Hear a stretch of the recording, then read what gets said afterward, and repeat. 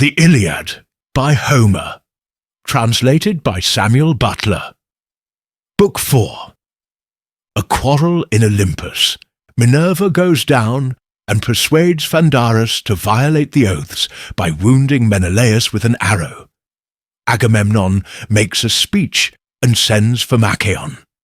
He then goes about among his captains and upbraids Ulysses and Sthenelus, who each of them retort fiercely. Diomed checks Sthenelus, and the two hosts then engage with great slaughter on either side. Now the gods were sitting with Jove in council upon the golden floor, while Hebe went round pouring out nectar for them to drink. And as they pledged one another in their cups of gold, they looked down upon the town of Troy. The son of Saturn then began to tease Juno, talking at her so as to provoke her. "Menelaus," said he, "has two good friends among the goddesses, Juno of Argos and Minerva of Alalcomene.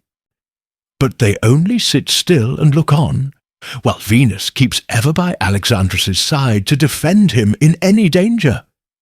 Indeed, she has just rescued him when he made sure that it was all over with him, for the victory really did lie with Menelaus. We must consider what we shall do about all this. Shall we set them fighting anew, or make peace between them? If you will agree to this last, Menelaus can take back Helen, and the city of Priam may remain still inhabited." Minerva and Juno muttered their discontent as they sat side by side, hatching mischief for the Trojans. Minerva scowled at her father, for she was in a furious passion with him, and said nothing. But Juno could not contain herself. "Dread son of Saturn," said she, "what, pray, is the meaning of all this? Is my trouble, then, to go for nothing, and the sweat that I have sweated, to say nothing of my horses, while getting the people together against Priam and his children? Do as you will, but we other gods shall not all of us approve your counsel." Jove was angry and answered, "My dear, what harm have Priam and his sons done you, that you are so hotly bent on sacking the city of Ilius? Will nothing do for you but you must go within their walls and eat Priam raw, with his sons and all the other Trojans to boot? Have it your own way, then, for I would not have this matter become a bone of contention between us. I say further, and lay my saying to your heart, if ever I want to sack a city belonging to friends of yours, you must not try to stop me. You will have to let me do it, for I am giving in to you sorely against my will. Of all inhabited cities under the sun and stars of heaven, there was none that I so much respected as Ilius with Priam and his whole people. Equitable feasts were never wanting about my altar, nor the savour of burning fat, which is honour due to ourselves." "My own 3 favourite cities," answered Juno, "are Argos, Sparta, and Mycenae. Sack them whenever you may be displeased with them. I shall not defend them, and I shall not care. Even if I did, and tried to stay you, I should take nothing by it, for you are much stronger than I am. But I will not have my own work wasted. I too am a god and of the same race with yourself. I am Saturn's eldest daughter, and am honourable not on this ground only, but also because I am your wife, and you are king over the gods. Let it be a case, then, of give and take between us, and the rest of the gods will follow our lead. Tell Minerva to go and take part in the fight at once, and let her contrive that the Trojans shall be the first to break their oaths and set upon the Achaeans." The sire of gods and men heeded her words, and said to Minerva, "Go at once into the Trojan and Achaean hosts, and contrive that the Trojans shall be the first to break their oaths and set upon the Achaeans." This was what Minerva was already eager to do, so down she darted from the topmost summits of Olympus, She shot through the sky as some brilliant meteor which the son of scheming Saturn has sent as a sign to mariners or to some great army, and a fiery train of light follows in its wake. The Trojans and Achaeans were struck with awe as they beheld, and one would turn to his neighbour, saying, "Either we shall again have war and din of combat, or Jove, the Lord of battle, will now make peace between us." Thus did they converse. Then Minerva took the form of Laodocus, son of Antenor, and went through the ranks of the Trojans to find Pandarus, the redoubtable son of Lycaon. She found him standing among the stalwart heroes who had followed him from the banks of the Aesopus. So she went close up to him and said, "Brave son of Lycaon, will you do as I tell you? If you dare send an arrow at Menelaus, you will win honour and thanks from all the Trojans, and especially from Prince Alexandrus. He would be the first to requite you very handsomely if he could see Menelaus mount his funeral pyre, slain by an arrow from your hand. Take your home aim then, and pray to Lycian Apollo, the famous archer. Vow that when you get home to your strong city of Zelea, you will offer a hecatomb of firstling lambs in his honour." His fool's heart was persuaded, and he took his bow from its case. This bow was made from the horns of a wild ibex, which he had killed as it was bounding from a rock. He had stalked it, and it had fallen as the arrow struck it to the heart. Its horns were 16 palms long, and a worker in horn had made them into a bow, smoothing them well down, and giving them tips of gold. When Pandarus had strung his bow, he laid it carefully on the ground, and his brave followers held their shields before him, lest the Achaeans should set upon him before he had shot Menelaus. Then he opened the lid of his quiver, and took out a winged arrow that had not yet been shot, fraught with the pangs of death. He laid the arrow on the string, and prayed to Lycian Apollo, the famous archer, vowing that when he got home to his strong city of Zelea, he would offer a hecatomb of firstling lambs in his honour. He laid the notch of the arrow on the ox-hide bowstring, and drew both notch and string to his breast, till the arrowhead was near the bow. Then when the bow was arched into a half-circle, he let fly, and the bow twanged, and the string sang as the arrow flew gladly on over the heads of the throng. But the blessed gods did not forget thee, O Menelaus, and Jove's daughter, driver of the spoil, was the first to stand before thee and ward off the piercing arrow. She turned it from his skin as a mother whisks a fly from off her child when it is sleeping sweetly. She guided it to the part where the golden buckles of the belt that passed over his double cuirass were fastened, so the arrow struck the belt that went tightly round him. It went right through this, and through the cuirass of cunning workmanship. It also pierced the belt beneath it, which he wore next his skin to keep out darts or arrows. It was this that served him in the best stead. Nevertheless, the arrow went through it, and grazed the top of the skin, so that blood began flowing from the wound. As when some woman of Maeonia or Caria strains purple dye onto a piece of ivory that is to be the cheek piece of a horse, and is to be laid up in a treasure house. Many a knight is fain to bear it, but the king keeps it as an ornament, of which both horse and driver may be proud. Even so, O Menelaus, were your shapely thighs, and your legs, down to your fair ankles, stained with blood. When King Agamemnon saw the blood flowing from the wound, he was afraid, and so was brave Menelaus himself, till he saw that the barbs of the arrow and the thread that bound the arrowhead to the shaft was still outside the wound. Then he took heart, but Agamemnon heaved a deep sigh as he held Menelaus's hand in his own, and his comrades made moan in concert.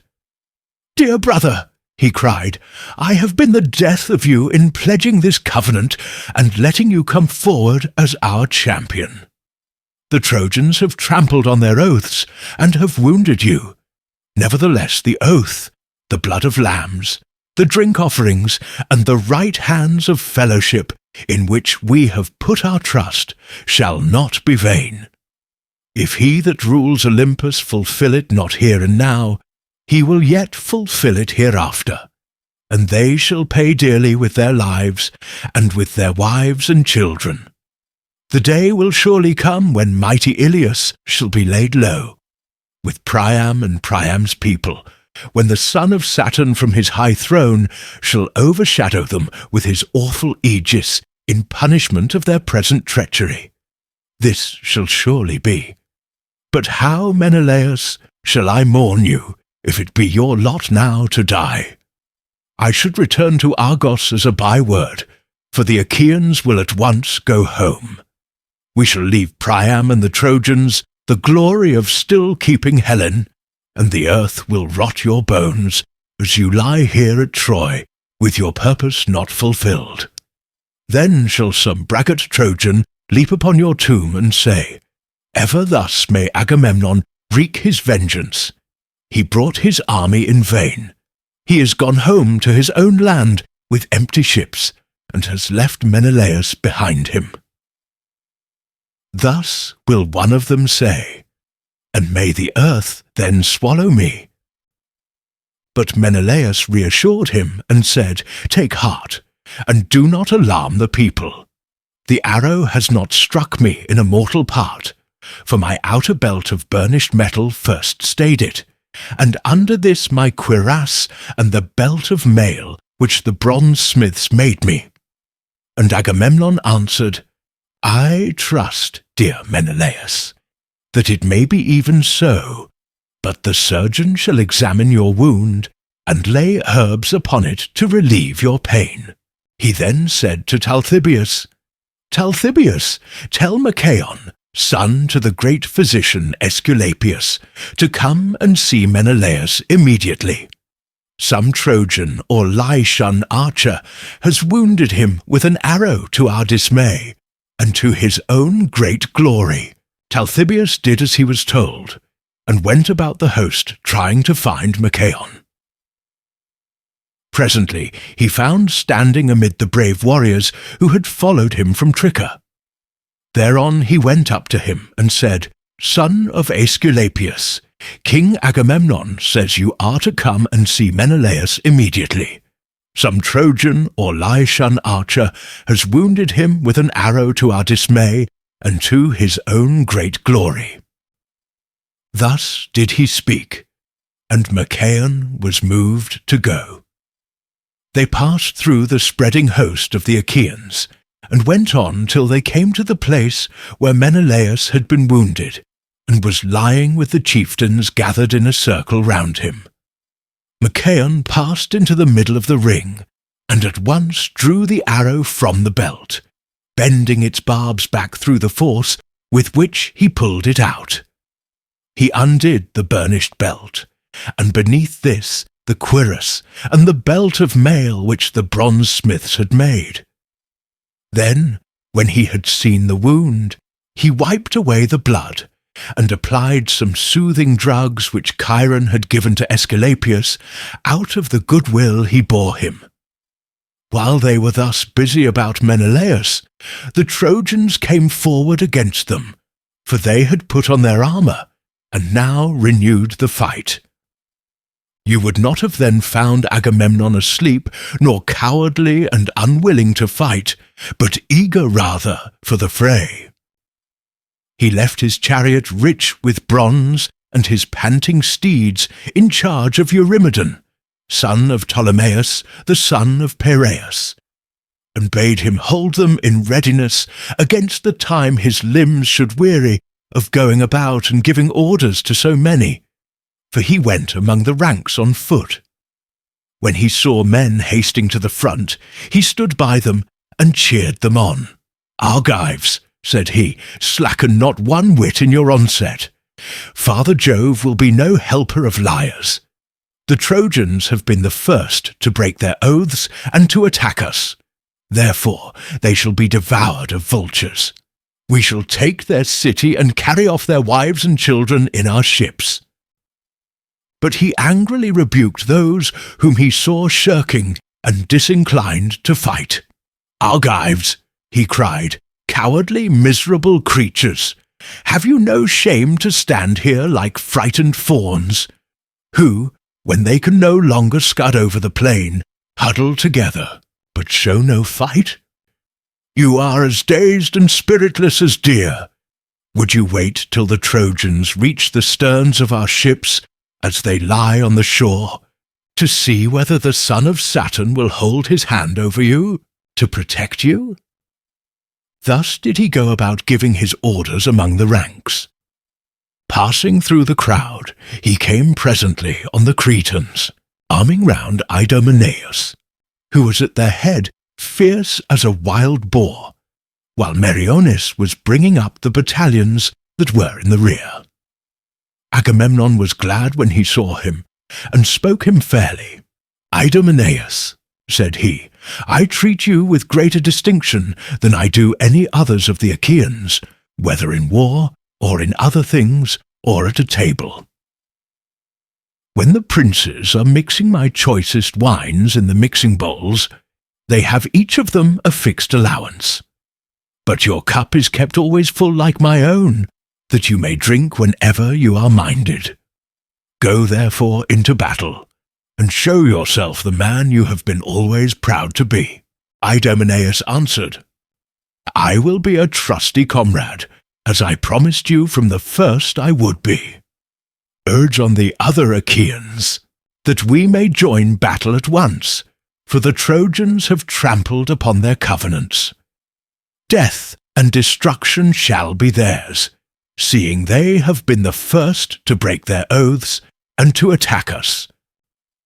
The son of Atreus went on, glad at heart, till he came upon the two Ajaxes arming themselves amid a host of foot soldiers.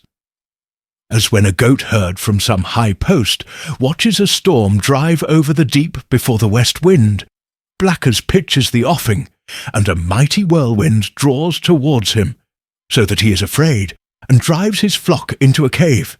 Even thus did the ranks of stalwart youths move in a dark mass to battle under the Ajaxes, horrid with shield and spear. Glad was King Agamemnon when he saw them.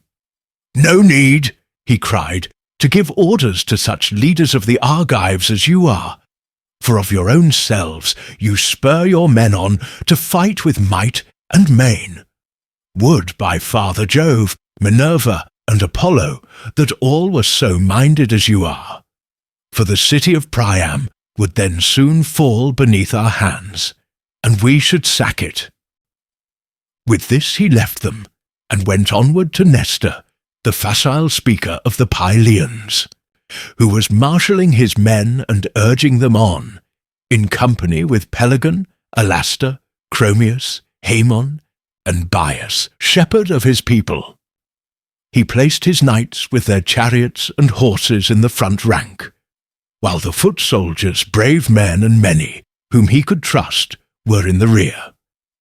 The cowards he drove into the middle, that they might fight whether they would or no. He gave his orders to the knights first, bidding them hold their horses well in hand, so as to avoid confusion. "Let no man," he said, "relying on his strength or horsemanship, get before the others and engage singly with the Trojans, nor yet let him lag behind, or you will weaken your attack. But let each, when he meets an enemy's chariot, throw his spear from his own. This be much the best. This is how the men of old took towns and strongholds. In this wise were they minded." Thus did the old man charge them, for he had been in many a fight, and King Agamemnon was glad. "I wish," he said to him, that your limbs were as supple, and your strength as sure as your judgment is. But age, the common enemy of mankind, has laid his hand upon you.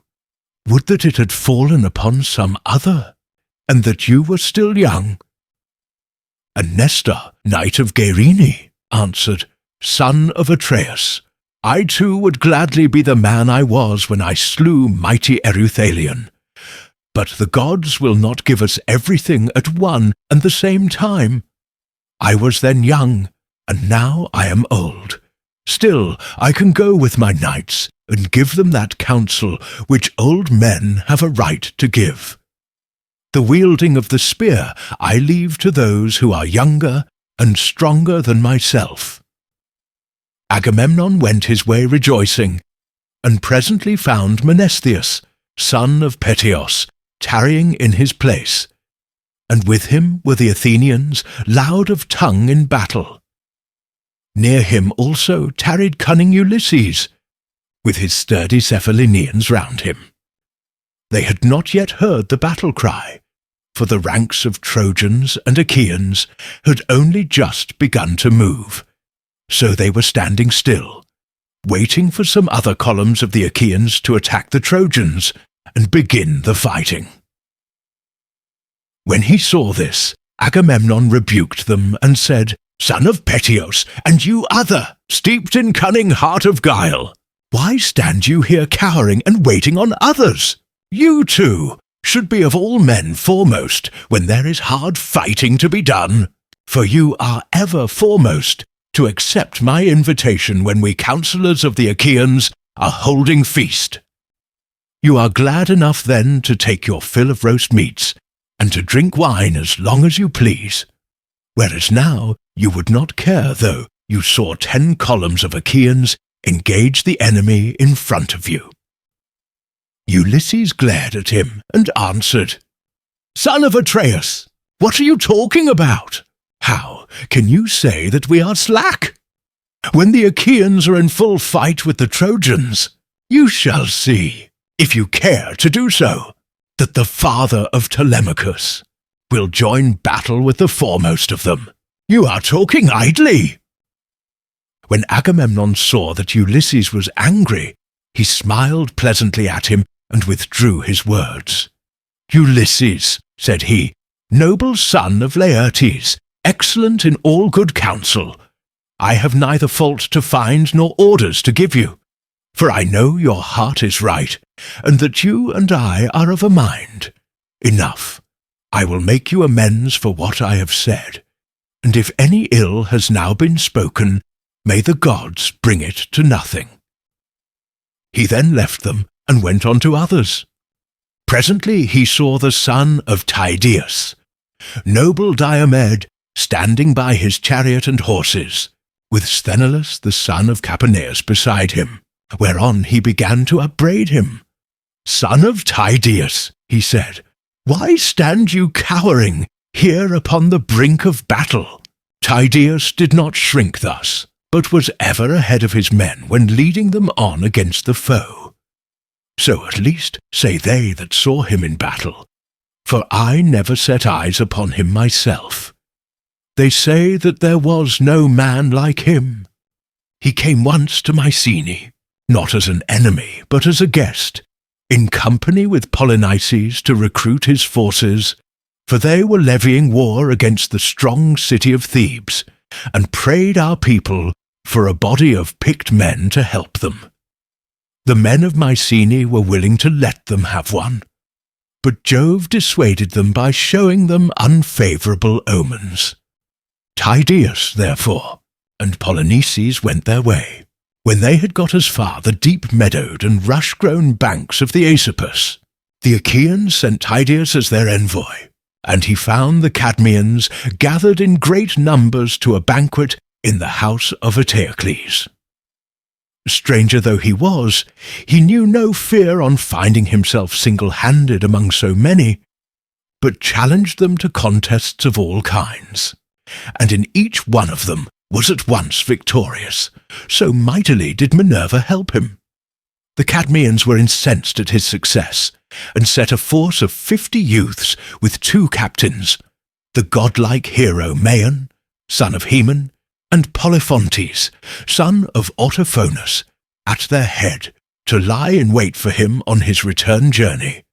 But Tydeus slew every man of them, save only Maon, whom he let go in obedience to heaven's omens.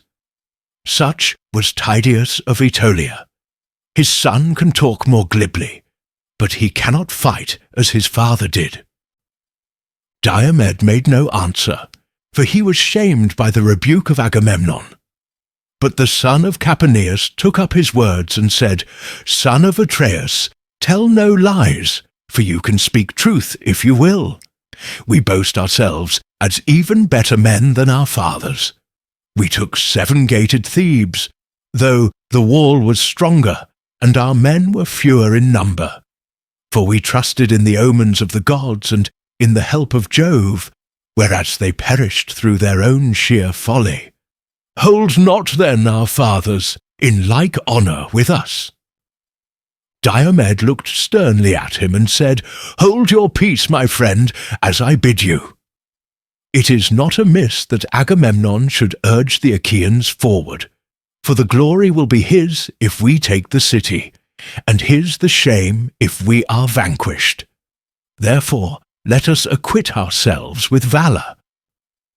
As he spoke, he sprang from his chariot, and his armour rang so fiercely about his body that even a brave man might well have been scared to hear it.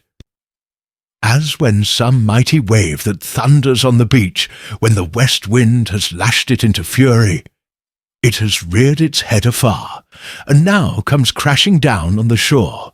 It bows its arching crest high over the jagged rocks, and spews its salt foam in all directions. Even so did the serried phalanxes of the Danaaeans march steadfastly to battle. The chiefs gave orders each to his own people, but the men said never a word. No man would think it, for huge as the host was, it seemed as though there was not a tongue among them, so silent were they in their obedience. And as they marched, the armour about their bodies glistened in the sun.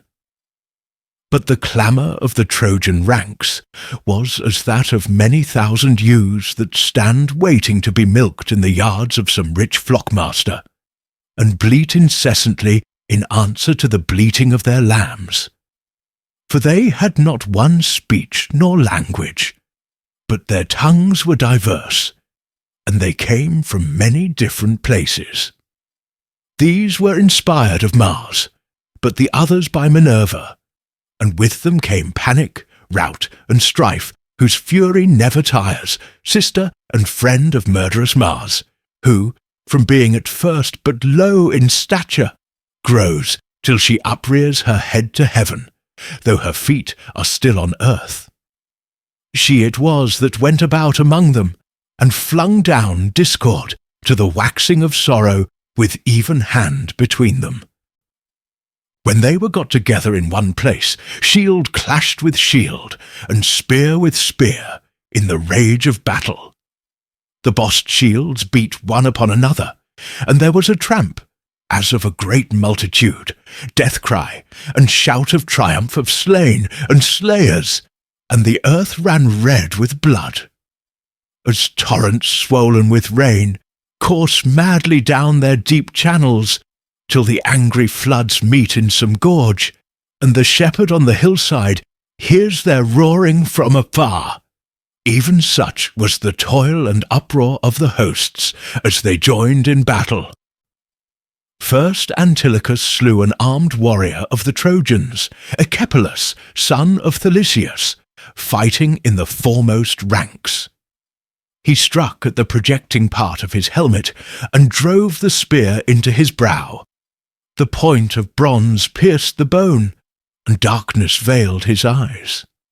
Headlong as a tower, he fell amid the press of the fight, and as he dropped King Elephenor, son of Chalcodon, and captain of the proud Abantes, began dragging him out of reach of the darts that were falling around him, in haste to strip him of his armour. But his purpose was not for long, Agena saw him haling the body away, and smote him in the side with his bronze-shod spear, for as he stooped, his side was left unprotected by his shield, and thus he perished. Then the fight between Trojans and Achaeans grew furious over his body, and they flew upon each other like wolves, man and man crushing one upon the other. Forthwith Ajax, son of Telamon, slew the fair youth Simoeisius, son of Anthemion, whom his mother bore by the banks of the Simoa, as she was coming down from Mount Ida, where she had been with her parents to see their flocks.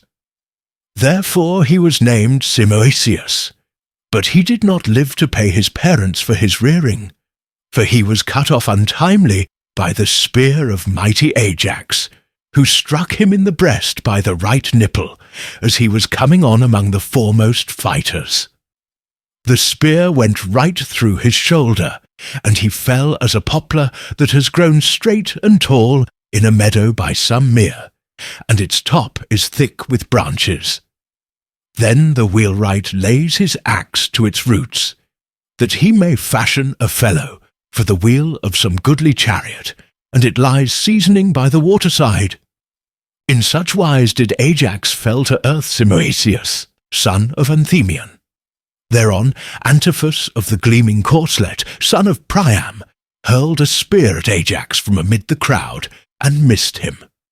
But he hit Lucus, the brave comrade of Ulysses, in the groin, as he was dragging the body of Simoeisius over to the other side. So he fell upon the body, and loosed his hold upon it. Ulysses was furious when he saw Lucus slain, and strode in full armour through the front ranks till he was quite close. Then he glared round about him, and took aim, and the Trojans fell back as he did so. His dart was not sped in vain, for it struck Democune, the bastard son of Priam, who had come to him from Abydos, where he had charge of his father's mares. Ulysses, infuriated by the death of his comrade, hit him with his spear on one temple, and the bronze point came through on the other side of his forehead. Thereon darkness veiled his eyes, and his armour rang rattling round him, as he fell heavily to the ground. Hector, and they that were in front, then gave round while the Argives raised a shout, and drew off the dead, pressing further forward as they did so. But Apollo looked down from Pergamus, and called aloud to the Trojans, for he was displeased. "Trojans," he cried, "rush on the foe, and do not let yourselves be thus beaten by the Argives. Their skins are not stone, nor iron, that when you hit them, you do them no harm. Moreover, Achilles, the son of lovely Thetis, is not fighting, but is nursing his anger at the ships." Thus spoke the mighty god, crying to them from the city, while Jove's redoubtable daughter, the Trito-born, went about among the host of the Achaeans, and urged them forward whenever she beheld them slackening. Then fate fell upon Diores, son of Amarynceus, for he was struck by a jagged stone near the ankle of his right leg. He that hurled it was Paris, son of Imbrasus, captain of the Thracians, who had come from Aenus.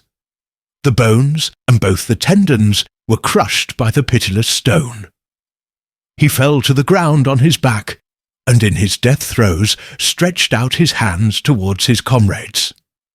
But Paris, who had wounded him, sprang on him, and thrust a spear into his belly, so that his bowels came gushing out upon the ground, and darkness veiled his eyes. As he was leaving the body, Thoas of Aetolia struck him in the chest near the nipple, and the point fixed itself in his lungs. Thoas came close up to him, pulled the spear out of his chest, and then drawing his sword, smote him in the middle of the belly so that he died. But he did not strip him of his armour, for his Thracian comrades, men who wear their hair in a tuft at the top of their heads, stood round the body and kept him off with their long spears for all his great stature and valour. So he was driven back. Thus the two corpses lay stretched on earth near to one another, the one captain of the Thracians and the other of the Epeans, and many another fell round them. And now no man would have made light of the fighting if he could have gone about among it scatheless and unwounded, with Minerva leading him by the hand and protecting him from the storm of spears and arrows. For many Trojans and Achaeans on that day lay stretched side by side face downwards upon the earth.